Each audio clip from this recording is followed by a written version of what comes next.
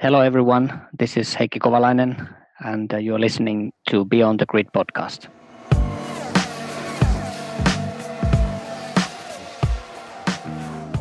Hi, everyone, and welcome once again to your favourite corner of podcast land, Beyond the Grid with me, Tom Clarkson. Here's hoping that you're all fit and well and ready to hear from another cracking guest, because this week I'm chatting to a man who was hugely popular back in the day for his relaxed, easygoing persona, Heikki Kovalainen. And he was no slouch either. Heikki won the 2008 Hungarian Grand Prix. But that was to be his only win in a career that spanned 111 races for Renault, McLaren, Caterham and Lotus. His talent probably deserved to win more races, but for various reasons, which we look into in this extremely fascinating and candid chat, that didn't happen. It wasn't the machinery at his disposal, at least when he was at McLaren, because his teammate Lewis Hamilton won the World Championship in the same MP423. The thing is, except for that win in Hungary, which Heikki inherited after Felipe Massa retired late in the race, he rarely got the rub of the green. Yes, in this business you often make your own luck, but if there was bad luck to be had, Heikki was usually on the receiving end. And throughout his Formula One career, there were management issues and all sorts of other drains on his energy and focus. Yet Heikki makes no excuses. His sense of perspective is remarkable, and he remains one of the most articulate and unassuming drivers ever to sit in a Formula One car. And don't forget that he was bloody quick on his day. His pole lap at Silverstone in 2008 was one of the great laps of that season, and a reminder to Lewis Hamilton and the like of his fabulous speed. These days, Heikki races GTs in Japan, but he lives in Finland and sunny Abu Dhabi. We caught up remotely and he regaled me with fascinating tales about what it was like to be teammates with arguably the best driver of all time, that massive Spanish Grand Prix crash he had in 2008, why his Formula One career took the twists and turns that it did, and much, much more. I hope you enjoy our conversation.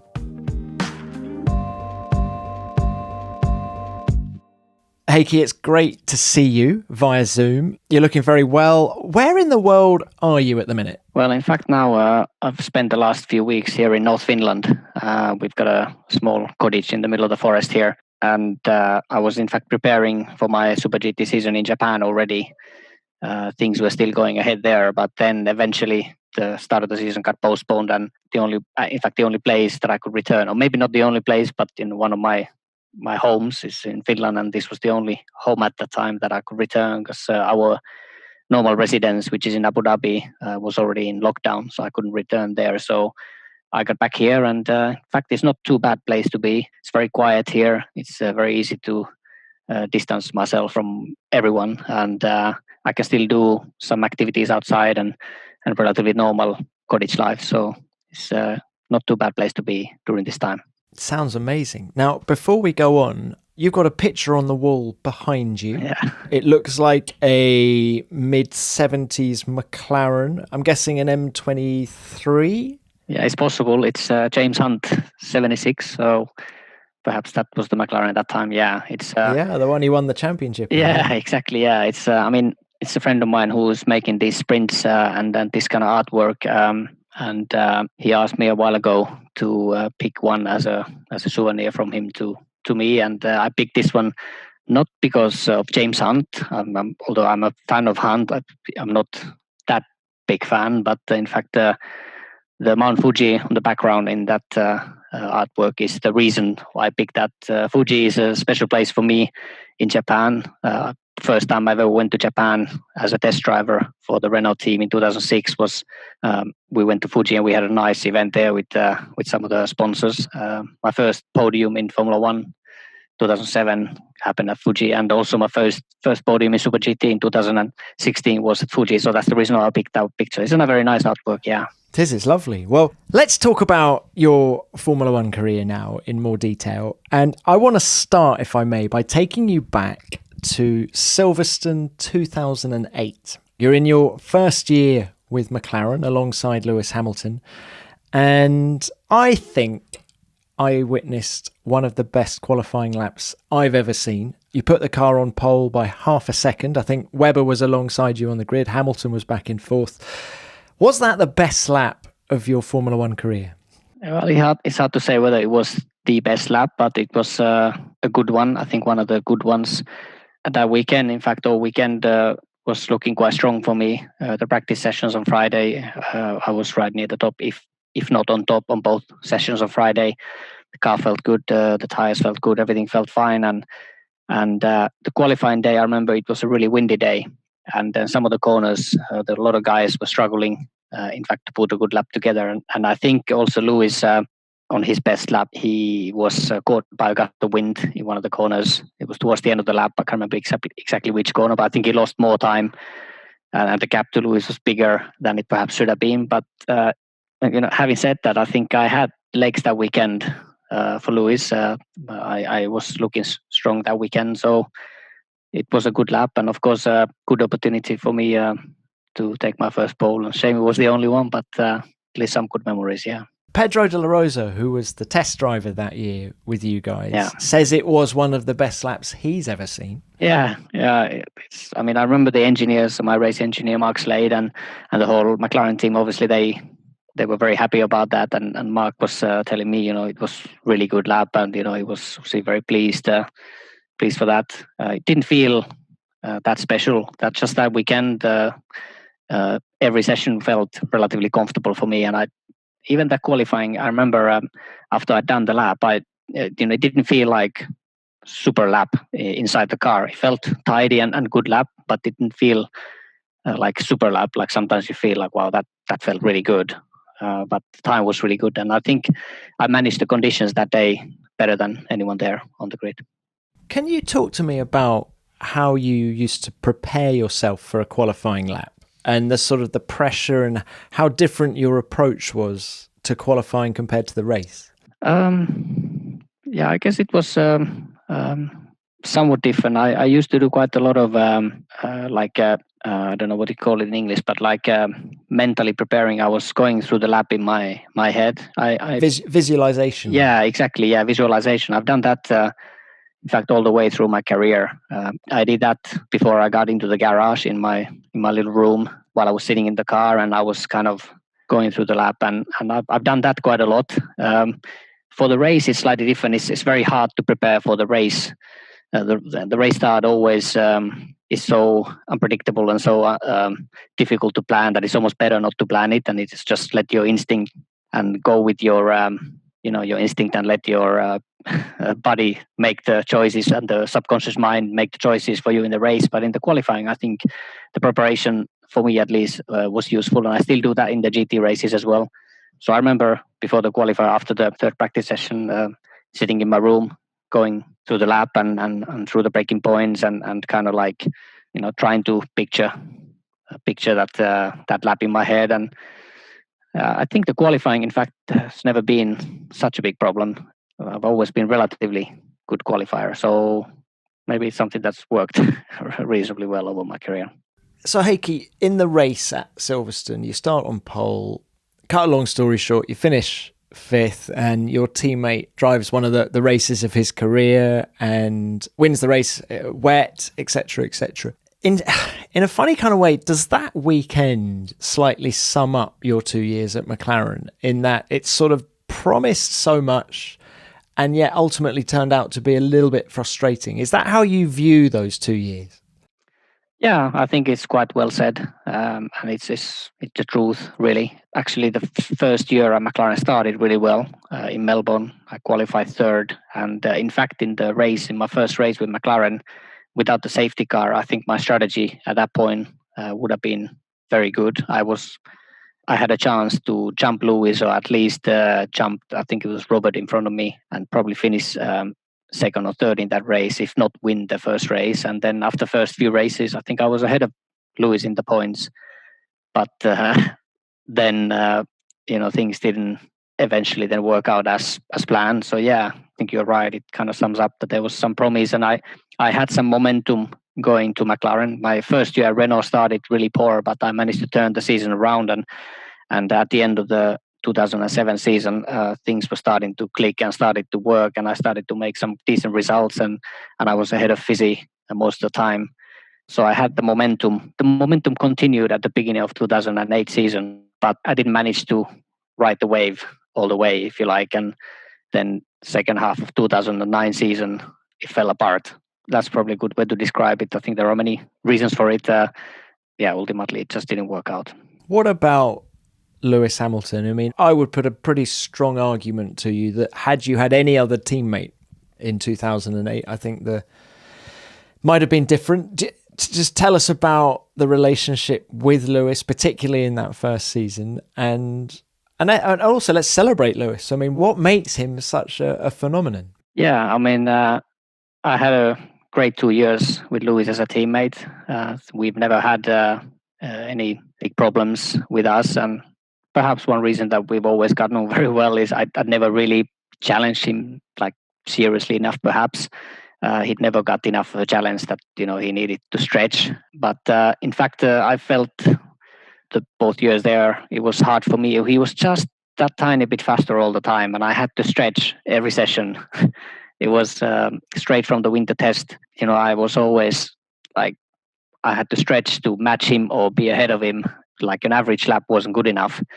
And when you've done that for a year and a half, I kind of run out of energy. And the second half of the second year in 2009 in McLaren, it's fair to say that I drove below my own ability even, rather than focusing on my own race and my own results and trying to get close to Lewis. I started to overdrive and getting frustrated. And in fact, the gap just got bigger and I made some mistakes. But I think the reason why that happened during that second half of 2009 was because I had to stretch all the time. And when you're stretching for too long time, you run into a wall at some point. And I think that's what happened. I think it's just his pace was just a tiny bit quicker consistently. I don't have any trouble admitting it. He's one of the greatest, if not the greatest driver. So I'm glad I went against him. But at that point of my career, it was also quite detrimental for my career. I had a bit of momentum, but I wasn't able to keep the momentum going with Lewis as my teammate. Is Lewis the kind of guy who has to be fastest in every session? Yeah, I think he is. And I think that's one of the reasons why he is so great. He's got unbelievable fighting spirit in himself.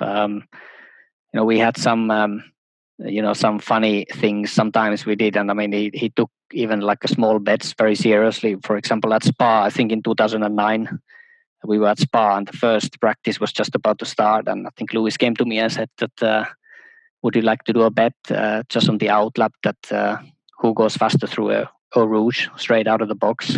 And because those days it wasn't like easy flat out straight out of the box on Friday morning. And I said, yeah, we'll do that. And I mean, he just went with the right leg straight and he went flat out the first lap and I had a tiny lift and I lost the bet. But that was kind of thing that I kind of knew that that's lost money for me. I was never going to win that. So yeah, he's got unbelievable fighting spirit. That is fantastic. Did you have lots of bets? Is he quite like that? Or was it just that one occasion? Not a lot of bets, but I remember that particular one we did, and engineers found out that afterwards, and my engineer was like, "What are you doing? It's not like risking everything, Friday morning." And I mean, I was lifting and he wasn't, so I was like, he's risking it more.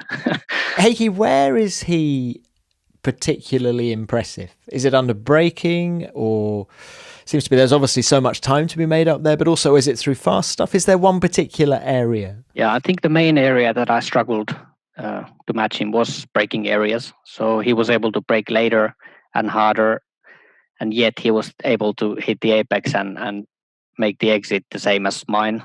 Generally, his lines were a bit more square than mine, so he braked late and deep, turned the car in quite a short distance, and then his exits were quite straight. And I think that's one of the reasons over the years that he's been able to look after tires also very well. He puts less energy into the tires, and when he puts the energy, he puts them in places that it hurts the tires less. Like I was loading the tires, I was making corners quite long, and that's kind of my driving style. And I remember at McLaren, the engineers were also saying the Fernando style a bit similar, Kimi style and Mika style, they all carry a lot of speed into the corner and they make corners very long, whereas Lewis, he arrives, brakes late, turns the car sharp and has a straighter exit, so the tire has less energy. And I remember that particular area, the braking areas were always where I was struggling against him. So I think that's one of the key areas where he's very good. I remember in the high speed stuff, I was able to match him, like minimum speeds in the high speed corners. That wasn't that hard. It was easier to match him. But the braking areas and low speed corners, he's very good at driving when the car doesn't have the maximum aero load and the car is moving around a bit more, and you kind of sitting on the mechanical grip and on the tire grip, if you like. He's very good at. He's got some special sensors in his ass that he can just tiptoe on that edge just a bit beyond everyone else, I think. Are you friendly with Valtteri, just out of interest? Yeah, I am friendly with Valtteri, yeah. Were you able to give him any pointers when he joined Mercedes?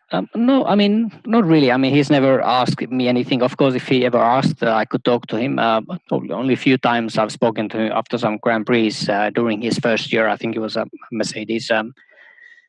He had few races where he was struggling with tire wear more than Lewis, and especially rear tires. He was unable to keep the soft tire alive as well as Lewis. And I remember we talked, I think it was after Bahrain, maybe his first year Mercedes, and after Bahrain we talked about that. And I was telling him my experience about Lewis. I said, just pay attention. He's braking and he's kind of low speed style, if you like.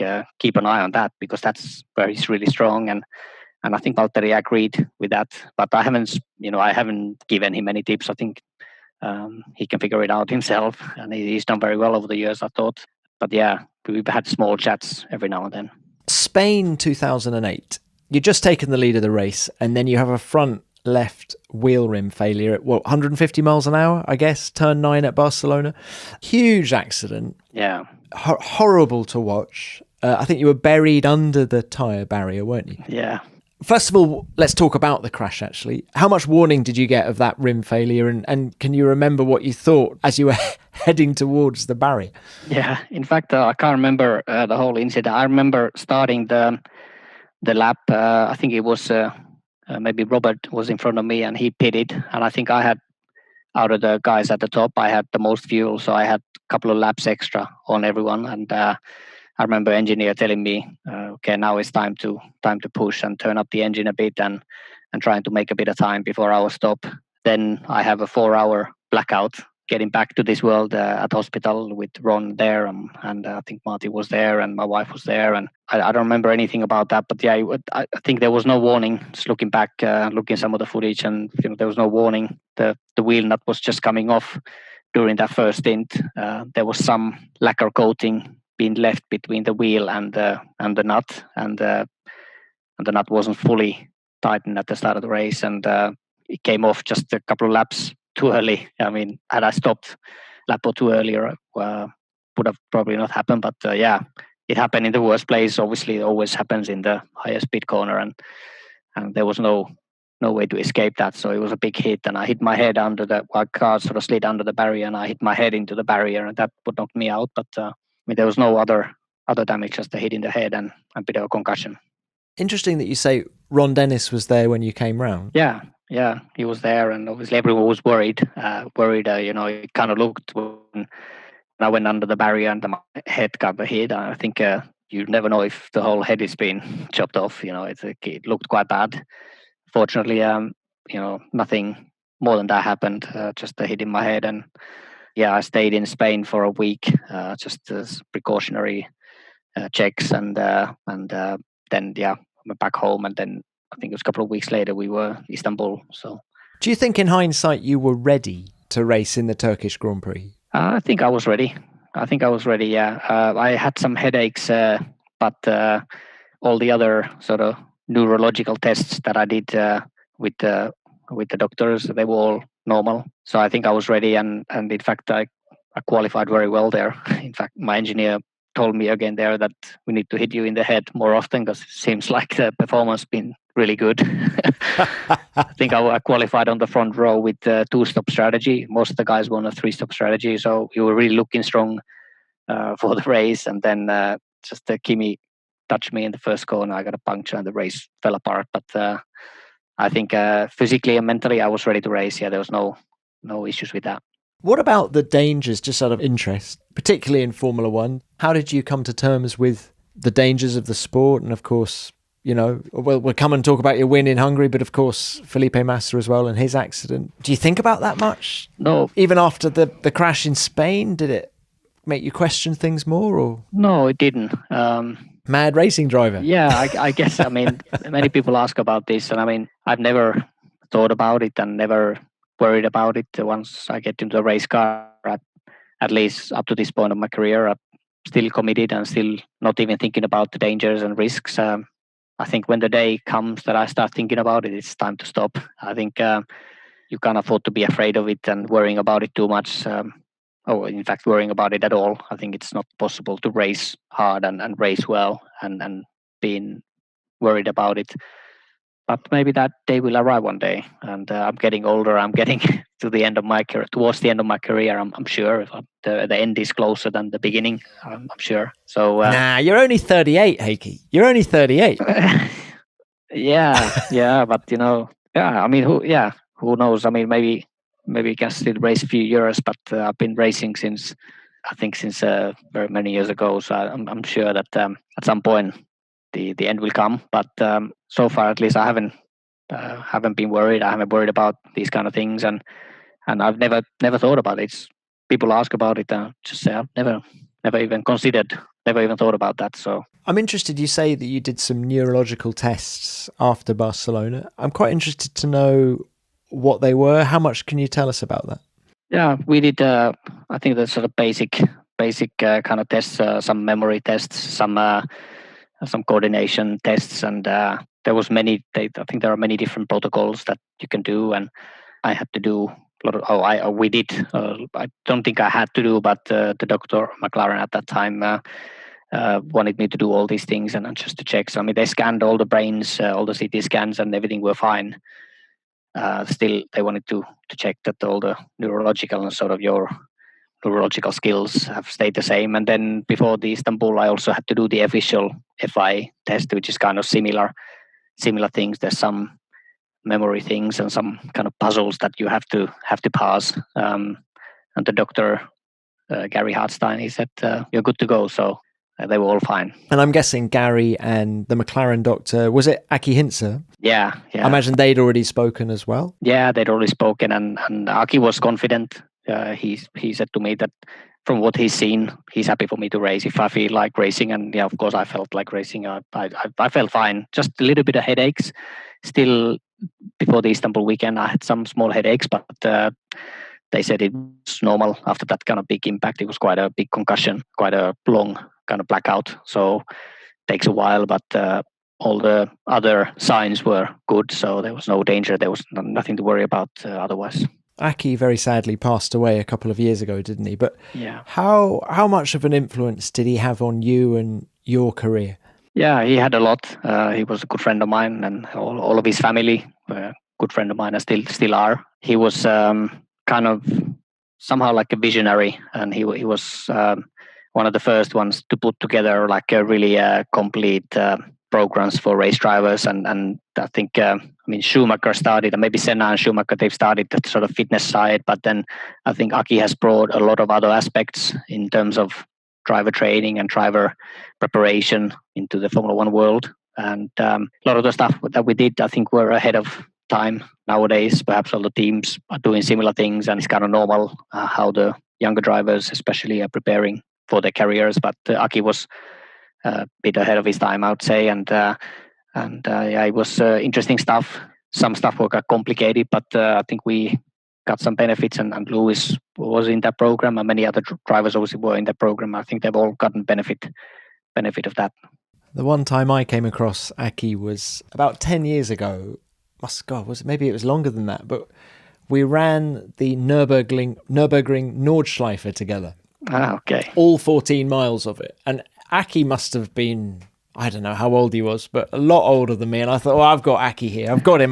There's no... Anyway, that man had an engine on him and real grit and determination. And he was just like a train that wouldn't stop. Anyway, 14 miles later, he looked as fresh as a daisy and I was in bits. But there you go. That's my memory of him. I just thought, what a solid, determined guy he must have been. And I can see why you racing drivers found him such an inspiration, actually. Yeah. He was a special kind of guy. And he was very good at digging the performance out of drivers, and he was like more than just a trainer or a physio or a doctor or a mentor or psychologist. He was kind of like it's hard to find the correct word, but like he was really good at steering the driver, sometimes calming things down a bit if you're getting a bit overexcited or something, and then sometimes pulling the right ropes to just pull you out of a hole. And he was really good at that. I think a lot of he's worked with a lot of different athletes, not just the Formula One drivers, but he's worked with a lot of Olympians and other athletes from other sports, and he's seen a lot. I think he's figured a lot of things that different people are doing, and he was able to like put together a very comprehensive, very complete program from all kind of aspects from different sports, and taking the good things from different sports and put them together. And that was, I think, one of his sort of special skills that he had. Was he a good manager as well? Because how did he deal with the intra-team rivalry between you and Lewis? You were both close to him without the sort of politics of the situation influencing the situation. Yeah, I think he was. And perhaps mine and Lewis's relationship was not that complicated. I think we were always very straightforward. And like I said earlier, perhaps the reason that he was always just a step ahead, he never felt like taking all his tools out of his box to fight. He's done that with a few other drivers, most notably with Rosberg. I think he had to dig deeper and he took more tools out of his box. And perhaps at that point, it would have been more difficult to manage the situation. But anyway, Aki was very good inside the team to get the engineers and the drivers, the team management to work together, telling them and guiding them how to focus on the right things, not things that are not so important. There's always a lot of problems in many aspects of racing. He was able to guide everyone in the team in the correct direction, and in the direction matters, the things that matters. And I think that was where he was very good at. Now let's talk about your day of days, that victory in Hungary 2008. Into his final few corners then for Heikki Kovalainen. This extraordinary Hungaroring circuit delivers up its 7th different winner in 7 years. Heikki Kovalainen wins the Hungarian Grand Prix, his first ever Grand Prix victory. I'm sure there'll be plenty more, but what an extraordinary Grand Prix. Can you just describe what it was like to win the race, and why did it feel, or if it did, why did it feel different to winning a race in any other category? Yeah, I mean, it was, first of all, a race that I probably shouldn't have won. I think probably a podium, a third, would have been the result that my performance that day deserved. I think Massa was going to win the race. Lewis was going to finish second, and I was going to finish third. It looked like that. But I remember all weekend, Lewis had more front tire wear. He was harder on his front tire for some reason that weekend. And in fact, he was on a different strategy. He was on a 3-stop strategy, and I was on a 2-stop strategy. And he still wore his left front tire out, and his left front tire exploded for a few laps from the end or whatever it was. And then Massa just seemed strong that weekend, and I think I had no legs performance on him. But 3 laps from the end, when I entered the main straight, I saw a car on the right side with the smoke coming from the engine. At first, I thought it was a Toro Rosso. I think I was about to lap a Toro Rosso or something. And then when I went past the car, I saw, wow, that was it looked like a Ferrari and must be Massa. And then my engineer came to me and said, okay, 3 laps to go. We are leading the race. So steady hands now. And, yeah, but I had plenty of margin behind me. I think there was Timo Glock behind me. I don't know, 8 or 10 seconds or something behind me. And there was no rush. So I just brought the car home. And I mean, it didn't feel like a super race. It didn't feel like I deserved necessarily the victory. It didn't feel anything special when I crossed the line. But I remember there's one particular great moment in all of my career when Ron came on the radio and said, welcome to the winner's circle. That was a nice moment. And I wasn't expecting that. Usually my engineer is coming to my radio and congratulating, but then at that point, Ron was coming on the radio, and that was a nice feeling. That's probably the best memory from that weekend and from all of my McLaren time, that particular radio call.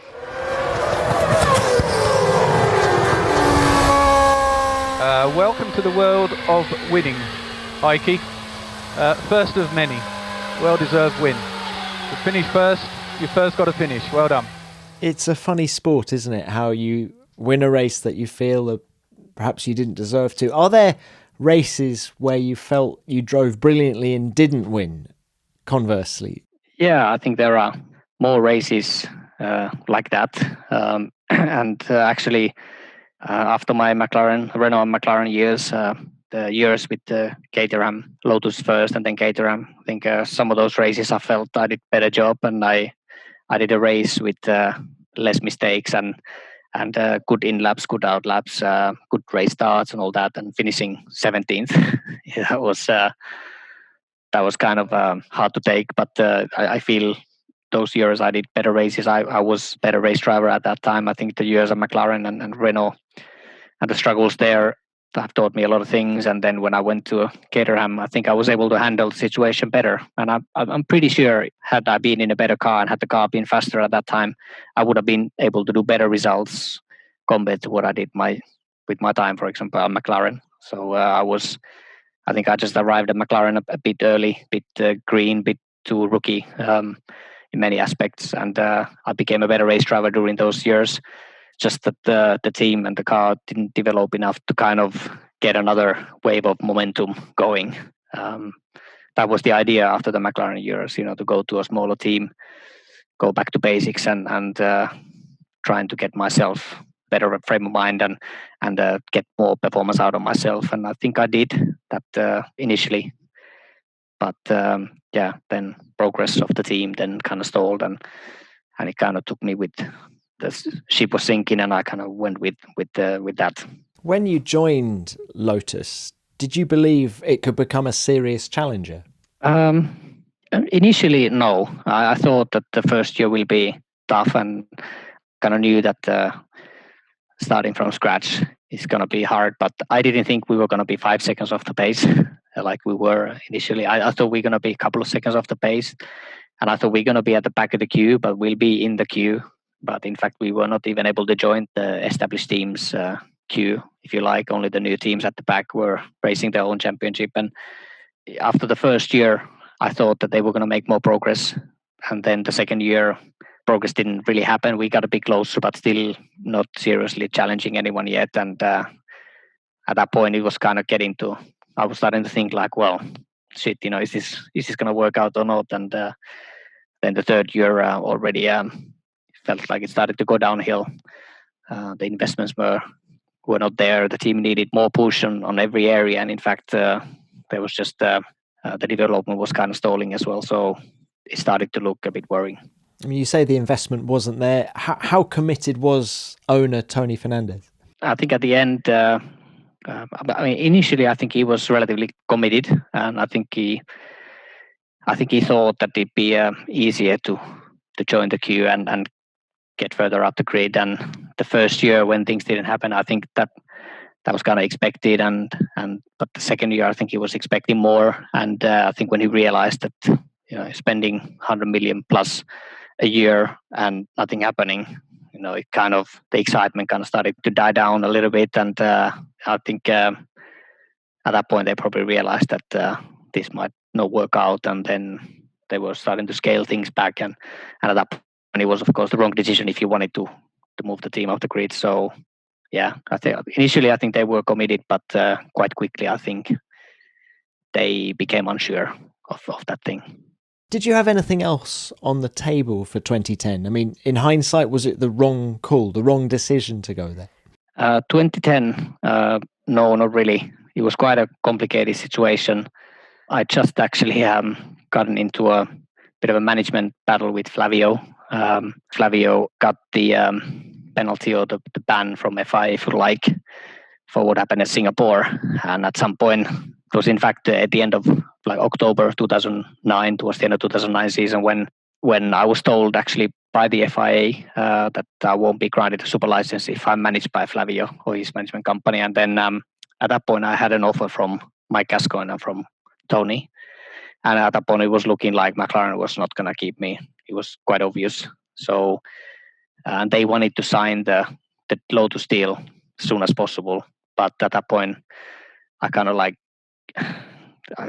I got a message from the FIA that I can't sign that with Flavio, and then stopped the management contract with Flavio and took things into my own hands and signed with Lotus. And at that point, I thought it was not the best move that I could have done. Had I had a slightly better team on table, a more established team, I probably would have gone that way. But I thought starting from the back of the grid with a new team with some prospects would be the right thing to do. And initially, I thought when things were starting to move on that these people are serious and this team has got some prospects, and it was a good choice. But in the end, it was a wrong choice. And in fact, during the 2010 season, I met with Eric Boulier from Renault, and Renault were interested about the next season, 2011 season. And I met Boulier in Valencia during the Grand Prix weekend, and he said that we'd be interested. But I had a 2-year deal with Lotus, and I didn't want to get into other trouble with any contract at that point. So I said to Boulier that I can't do it, although I'd be interested, but I can't do it. And I think at that point I should have gone with Renault and got into a better car. I think I would have been in a better place myself, and I would have been able to perform better. But I didn't want to get into another legal battle, and I didn't do that, and that was probably a mistake. Do you think if you'd had a bespoke manager behind you at that moment, you would have got yourself in the Renault for 2011 because they would have taken care of the politics and the legal side of it?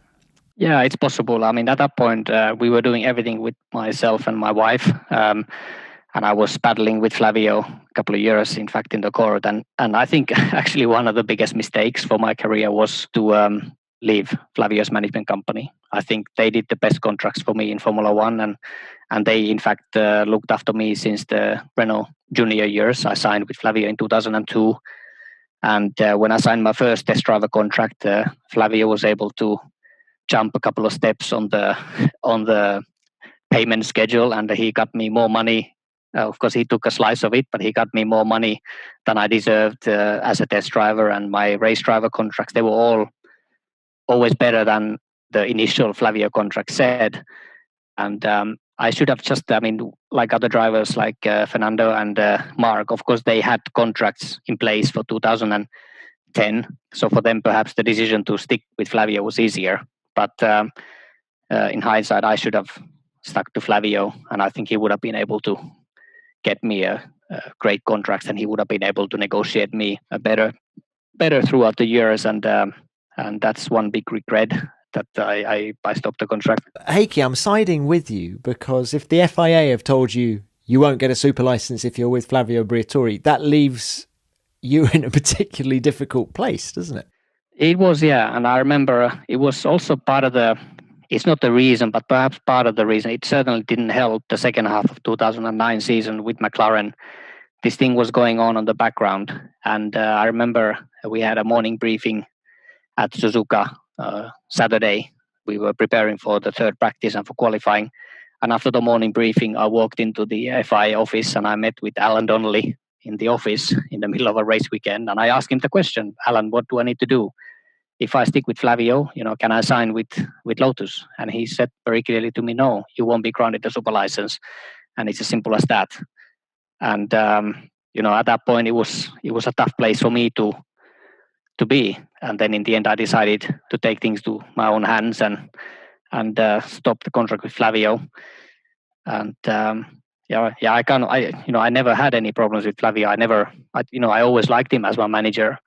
And the people that were running his company day to day, Bruno Michel, Matthew Michel, they did great deals for me. They looked after me very well. They weren't very welcome at McLaren. They weren't very friendly with the Flavio.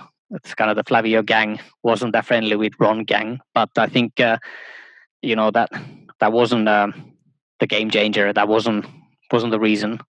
I think they looked after me very well, and then they kept my side of the things always very well.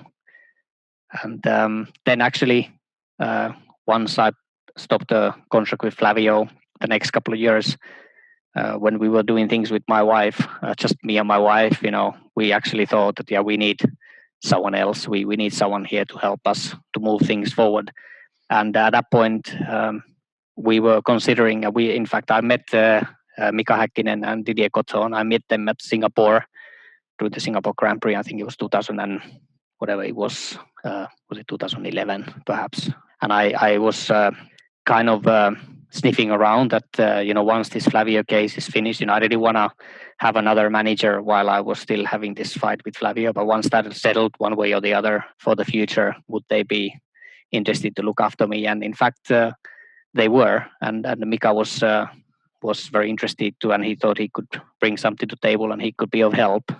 But then, for whatever reason, it didn't happen. It kind of like that chat kind of stalled, and eventually, actually, I took an American management company, IMG, and they were managing me for 1 year, the 2012 season, and that was perhaps another mistake. And in fact, I think my relationship with Mika has, during those times, I feel that Mika perhaps felt a bit let down, if you like. Like I probably didn't communicate with him very well, and kind of like then when I took the IMG, I think Mika was a bit surprised, and our relationship has never been the same since then, I feel, which is a shame. I respect Mika a lot, and it's a shame that on this management side, there's been quite a lot of things that have gone wrong almost accidentally. It's not been a purpose. I've always tried to do the right thing. I've been in quite a difficult place many times, and I've tried to do the right thing, and perhaps I've done the wrong thing at the first place with Flavio. And had I not done that, then the rest of the story would have been more straightforward. But fascinating. Yeah. I think I needed those 2 years at McLaren opened a lot of eyes for myself in terms of my own performance and what I need to improve and what I need to focus on the race weekends. And I think when I went to Lotus the first year, 2010, I think I was a better race driver. And after the first year at Lotus, I think I was handling the Grand Prix weekend very well. And at that point, I needed the management to be there sorting the rest of the things out, and that wasn't there. And I think that was one big puzzle that was missing from that kind of comeback plan that I had, if you like. Yeah, because you were wasting energy, I suppose, on contracts and things when you needed to be focusing on the driving. Yeah, I mean, it's hard to say like how much that affected, and I don't want to make an excuse. I think during the McLaren years, even if I'd had the best managers on my background, and I think the McLaren team, many times people say that the McLaren, they were favoring Lewis and he was number one. But I mean, he was just a tiny bit quicker. I think it's as simple as that. He just had the edge, and I just had to stretch, and I just quite couldn't hang on to him enough to be a serious threat and to be grounded another year there. I think it's as simple as that. But if I then, after that phase of my career, if the things on the background had been in place, I think the sort of the second half of my career, Formula One career, if you like, that could have been quite different. And I felt that, when I had to stop from Formula One, I was quite disappointed because I felt at that point the performances were much stronger, and I felt shit. I think I'm in control of the situation now, but things are just stalling around me. It was frustrating. It's not fair to say how did McLaren and Lotus compare, because I'm just guessing it was such a big gulf. But perhaps a better question is to say, how did McLaren and Renault compare as teams and environments to go racing? There were less differences than people think. I mean, many people always thought about McLaren that it's quite a strict environment and quite sort of Ron-like, if you like. Ron is a particular person, and I mean he was a particular kind of leader and all that. But they both are very much racing-driven teams. Ron was always saying that any other business that their company are doing are irrelevant if the racing side doesn't work. And Renault was always the same, that they were willing to take risks and extreme design concepts and push things beyond the limits to achieve some edge over the others. And they were both great race teams. They had some strong-minded people, some very clever people. The McLaren facility at Woking was better. It was state of art, and the Enstone was a bit more old style, but they had a lot of similarities. In fact, they were less different than many people think. And Pat Simmons, running the technical side of Renault, he was very, very much of a racing kind of guy, very switched on, very not conservative, very aggressive in many ways. Flavio was aggressive in different kind of way, but the positive way. He was the figurehead, the leader. But both teams had strong leaders in Flavio and in Ron, and the technical team were both aggressive. And I think for a driver, they were both great teams to be involved. In fact, only when I went to Lotus and started a new team, smaller facility, I realized that things that I complained at McLaren and Renault weren't actually that bad. It was interesting, when you started racing for Renault in 2007, you were replacing Fernando Alonso, who'd gone to McLaren. And Flavio said something I thought really interesting at the start of that year, in that he said, in Kovalainen, I hope to find the anti-Alonso. Yeah. And I still to this day don't really know what he meant by that. Yeah, I don't know. I don't know. I mean, up to that point. I mean, the fact that he's using you and Alonso in the same sentence makes me think he was putting a little bit of pressure on you. Did you feel that? Yeah. I felt pressure, and of course, jumping into the two-time world champion's car as a rookie year, he just won the championship. It was. I even at that point, I probably didn't really appreciate the challenge.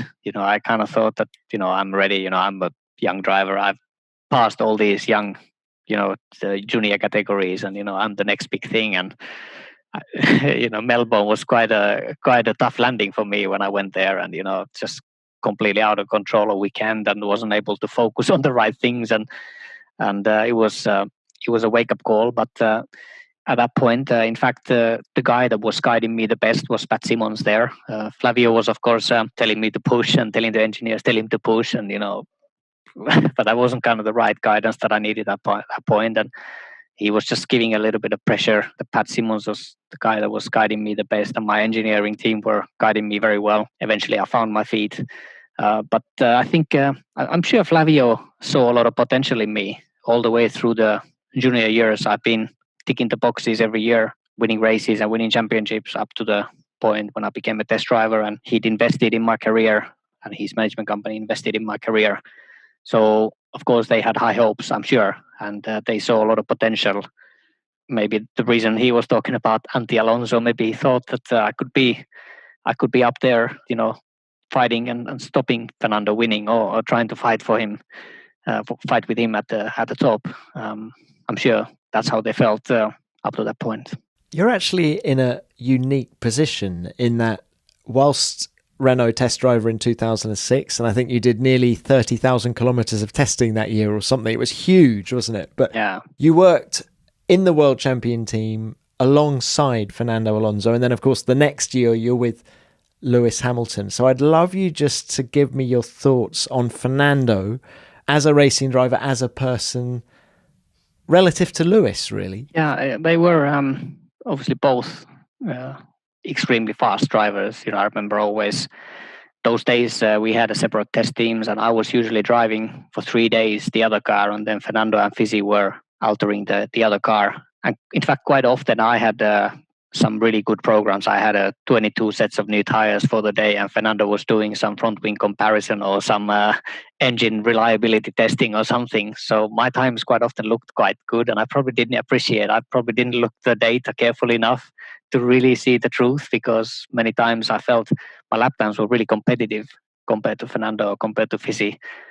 But I'd kind of forgotten the fact that he had 4 sets of tires and I had 22 sets of soft tires. You're not exaggerating. Did you really have 22 sets of tires? Yeah. I think probably not exaggerating much. At Amazing. Least. I've done some big tire testing days, and the short runs were always the interesting ones. And they're all pretty good tires. They're not all perfect tires, but some tires really good, and bit of extra revs from the engine for the performance runs, and the things always looked quite good.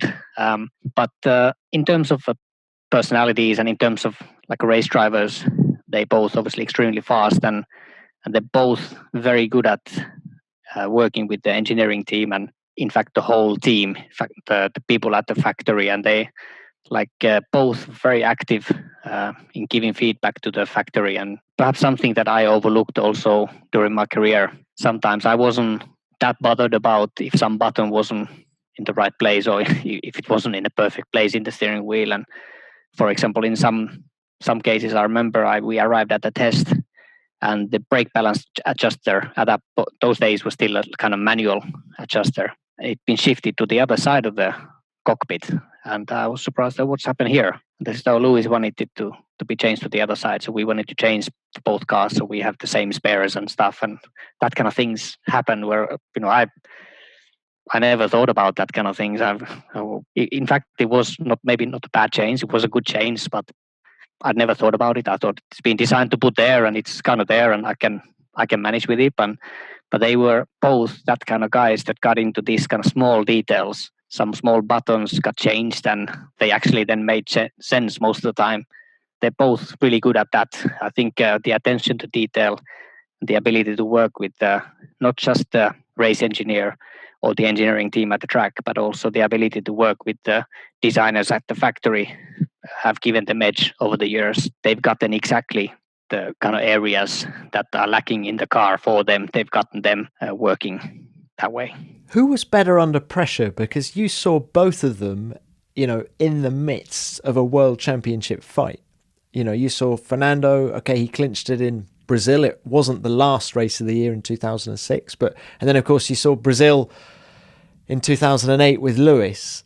Who was sort of dealing with that pressure the best? It's very hard to say. They both were dealing it very well. I'd say that Fernando, all the way through his career, and I mean certainly the time that I was with him, he was perhaps more ruthless. He would always take things to the edge, and he would perhaps play more sort of silly mind games compared to Lewis. When Lewis was younger, he was also doing that a little bit. He's certainly over the years, Lewis have gotten, perhaps he's more confident in his just the sheer speed nowadays, and he can finish second one day if takes too much of a risk to try to win the race. But I'd say that Fernando has always been, and when I was with him as a test driver, he was always very aggressive, very ruthless, and he was very direct with his feedback with the team, and kind of more like a Latino type of personality. Lewis was always more polite, even when he wasn't happy with things. When he needed some changes, he was still able to do it more politely. Fernando was more direct, kind of, and perhaps it's coming from the background.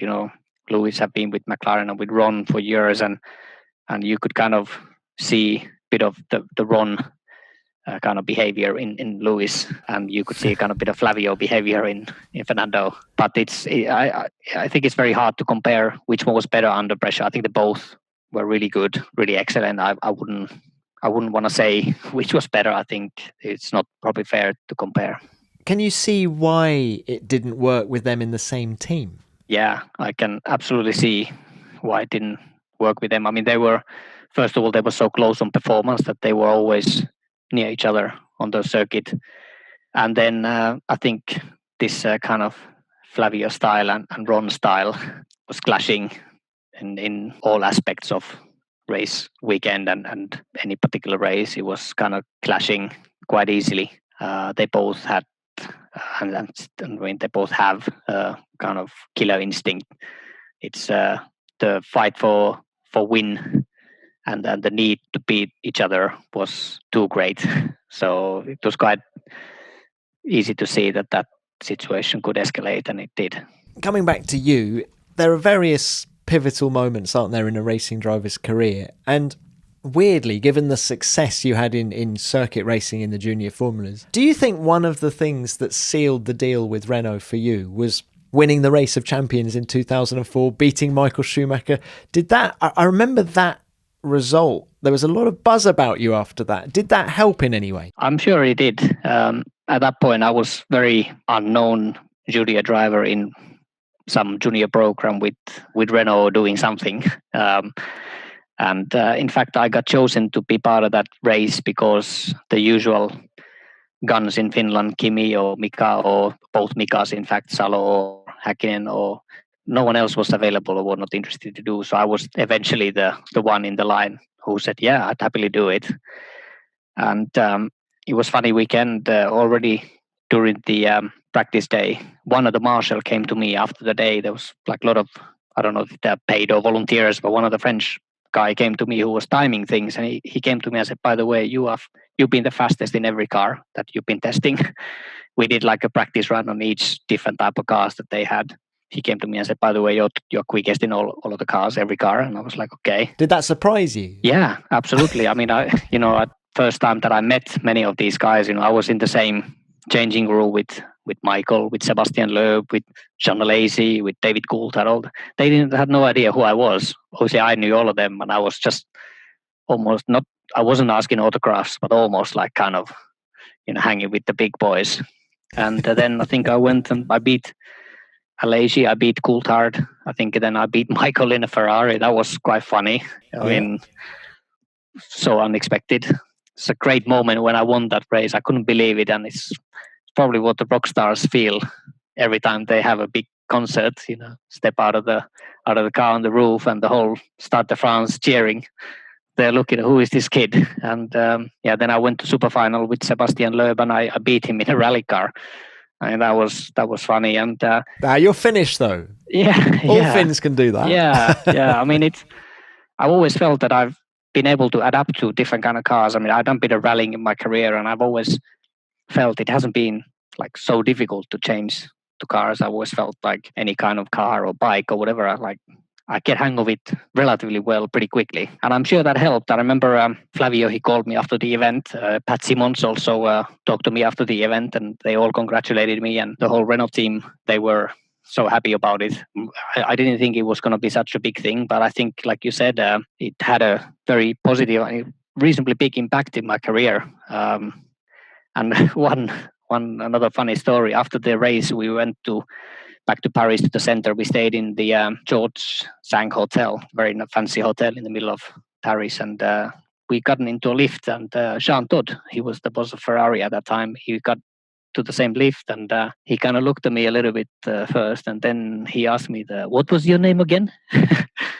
I said, my name is Heikki Kovalainen, by the way. Nice to meet you. And it's probably the first time I got some real attention from some big names in motorsport, and I'm sure it did a lot of good for my career, although it was not an important event. It wasn't an event that I was even planning to do until I got invited, but it had a positive impact. I'm sure it did, and I'm sure Schumacher mentioned you to Jean Todt, hence the moment in the lift. Yeah. Look at the reaction you got from Pat, look at the reaction you got from Flavio, that could have been the launch pad, couldn't it? Yeah, absolutely. I'm sure it probably was. At that time, there were still quite a few drivers in the Renault Junior program, and I don't think I was standing out that much from the guys that were still there. There was, I can't remember exactly who were there, but there were some good drivers still in the program, and perhaps that was one of the things that really caught the attention of Flavio. I think Flavio was really key to my career at that point, and maybe that was a kind of pivotal moment, and he thought,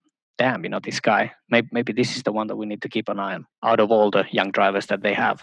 Yeah, absolutely. Well, look, Heikki, when you look back, what was it? It was 111 races, wasn't it, in Formula One? What was your best race? I've got this feeling you're not going to say Hungary 2008. Yeah, I mean, of course, that's the only win. It's kind of like, I won a Grand Prix, and it's great. But like I said, I didn't think in terms of performance it was outstanding. I thought towards the end of 2008, I had some really good races. For example, the race at Fuji, I had a gearbox failure there, but I think I could have won that race. I think there was Alonso and Kubica in front of me. Lewis and Massa, they had an accident on the first lap. I mean, I think I would have been right in that fight there. And then, like I said, some of the races that I did with Caterham, I think Suzuka 2011 or 12. And then also Abu Dhabi in 2011 or 12. I can't remember whichever race, but Timo Glock was behind me in Virgin or Marussia, whatever it was called at that point. I remember that particular race. I was able to extend the gap 10th by 10th, every lap, and no mistakes. And we had good pit stops, good in laps, good out laps. I think it's the best race is coming from that part of my career. I don't think it was the victory in Hungary or some other races before that. I think it's one of those races where I finished 17th. I think they're one of the good ones. And had I had a better car, I believe I could have been fighting right near the front. What is it about fins and sim racing? I just want to ask you this question before you go, because we're all on shutdown at the minute. We're wondering when Formula One is going to start again. And a lot of drivers are doing this sim racing now. Not Kimi Räikkönen, not Valtteri Bottas, as far as I can make out, not Heikki Kovalainen. What is it about the fins? You just like getting out there and doing it for real, don't you? Yeah, it's a good question. I think Kimi has never been a massive fan of any simulators, even in his Formula One teams. He's never been that keen to actually get on the sims, and maybe only when the team have really ordered him to do a few laps, he's turned up.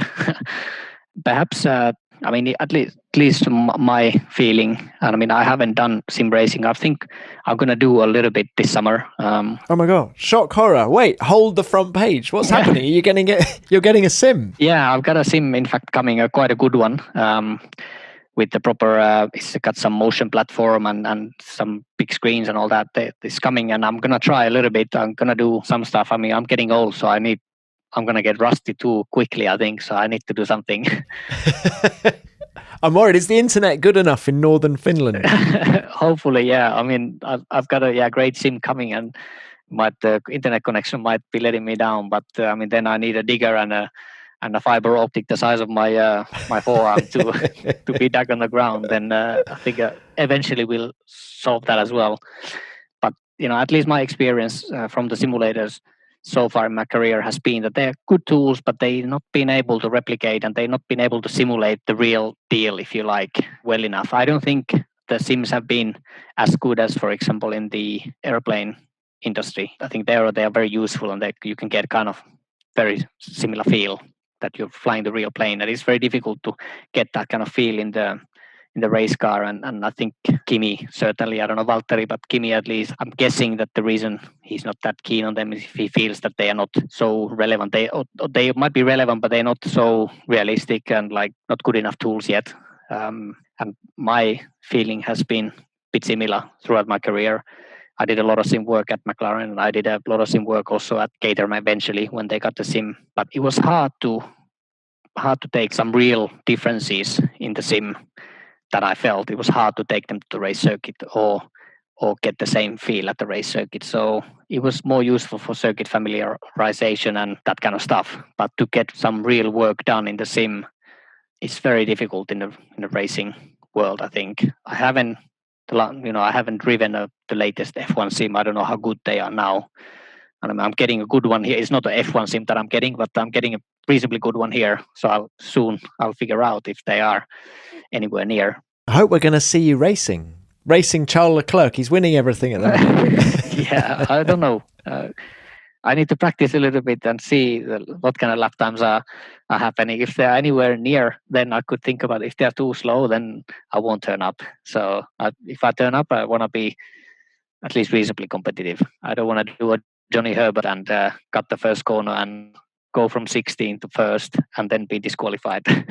Always competitive, Heikki, aren't you? Always competitive. Quickly, how's life treating you in Japan? Are you enjoying the Super GT out there? Are you enjoying living out? Where are you in Tokyo? Yeah, when I'm in Japan, I'm staying in Tokyo. I stay actually quite a lot of the year there. Obviously, this year is a bit unknown. We will see when the season starts. At the moment, we have a provisional calendar starting in July, but we'll obviously monitor the situation. I'm a bit skeptical about that, whether it will start in July or the season. But I think I'm settled in very well. In fact, I'm quite happy that I've been able to move on from my Formula One days. Like I said, I wasn't planning to stop in Formula One when it did stop, and it was tough to take first. But then I'm glad I've been able to move on. I found a good family there with Toyota, Desert Racing. I've been working with them now over the years. We won race. Apart from the first year, we won a race at least every year, and we won the championship in 2016. And I've enjoyed racing there. The cars are actually quite a nice GT cars. They've got quite a good grip for a GT car. The power could be more, but the chassis are very nice. Circuits are nice. The Japanese fans are maybe one of the best in the world. There's a lot of followers coming to see the races, and working with Toyota has been straightforward. I've enjoyed being there, and it's kind of like third part of my professional career. First, there was the Renault and McLaren, was, if you like, the first phase, and then the Caterham Lotus, bit of a chaos, and then now more settled with the Toyota, and I've enjoyed there, and I'm still very motivated to race. I'll keep racing until I feel motivated, until I feel it's the right thing to do, and it's something that also keeps me motivated, keeping my fitness and my training regime going. And so far, so good. I think it's not a bad place for me to be, but I go year by year, and then at some point, perhaps it's time to do something different. But at the moment, at least, I'm enjoying it, and I'll keep doing it until that enjoyment stays, I think. Do you enjoy life in Japan? The pace of life, it's very different, isn't it, to the European way? Yeah, it's very different, and it's in fact a very big contrast. Staying here in Lapland in the middle of forest, I've got only one neighbor. In fact, a Finnish guy who is running a Moto2 and Moto3 team, Aki Ajo, he's my neighbor here, and he's also he's the only one that is around here. So we've been able to hang out a little bit, although keeping a bit of distance. No handshaking or anything with him, but it's very quiet here. And then in contrast, the center of Tokyo is like the busiest place in the world almost. And every now and then I need the break from Tokyo. But in principle, I've enjoyed life there. Tokyo is a very international city. It's not as Japanese as perhaps outside of Tokyo, where it's difficult to manage without the language skills and the sort of the Japanese way of life. But Tokyo is very international, and there are a few foreign guys out there as well, a few race drivers that we can hang out and do things together. So I enjoy life there, and the moment and the day that I don't enjoy, then I gotta stop going there and go somewhere else.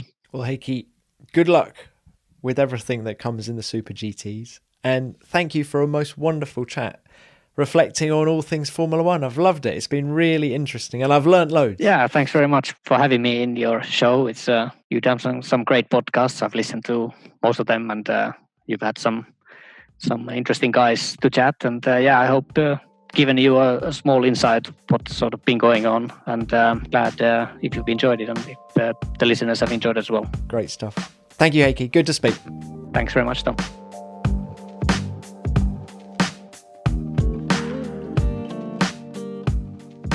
Thanks, Heikki. What a fascinating chat. No excuses, just honesty and reflection. I think a lot of young drivers could learn from Heikki's experiences, because careers can turn on a dime in this sport, and it's so important to remain ahead of the curve in everything that you do, both on and off the racetrack. It's hard to pick a favourite bit of what Heikki had to say. There was a little bit of gold dust all the way through. His memory of events is astounding, and in particular, I love the recollections of his time at McLaren, of being alongside Lewis Hamilton in the same team. And that bet with Lewis about who'd be flat out through Eau Rouge on lap 1 of practice at the Belgian Grand Prix was amazing. Stories like that is what this podcast is all about. Thanks, Heikki, for your time. It was great to catch up, and good luck with your racing in Japan whenever the race season over there gets going again. Right, it's time to dig into the virtual mailbag and see what you guys have been saying about the show. First, here's a note about last week's episode with Racing Point's technical director, Andrew Green. I've been a fan of Racing Point ever since Mr. Malia bought the team, says Soen Blomik. This podcast helped me understand the mentality of this team, and that has made me fall in love with the team even more.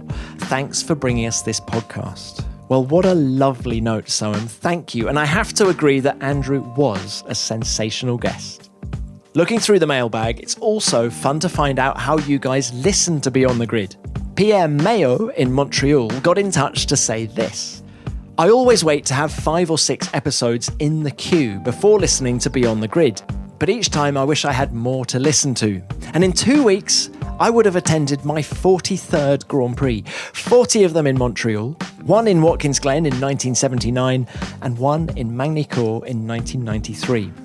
Now, I know there's a chance you're not going to hear this message for 5 weeks, Pierre, but thank you. And what a tally of races you've watched over the years. You're a true F1 fan. Well, that's it for another episode, but of course, we'll be back next week with another big name from Formula One. In the meantime, if you want to drop me a message about the show and potentially get a shout out on here, I'm at Tom Clarkson F1 on Twitter, or you can use the hashtag F1 Beyond the Grid. Please keep your messages coming. We read them all and love hearing what you have to say. Well, that's it for this week. Thanks for listening. And as ever, Beyond the Grid is produced by F1 in association with Audio Boom. Until next time, keep it flat out.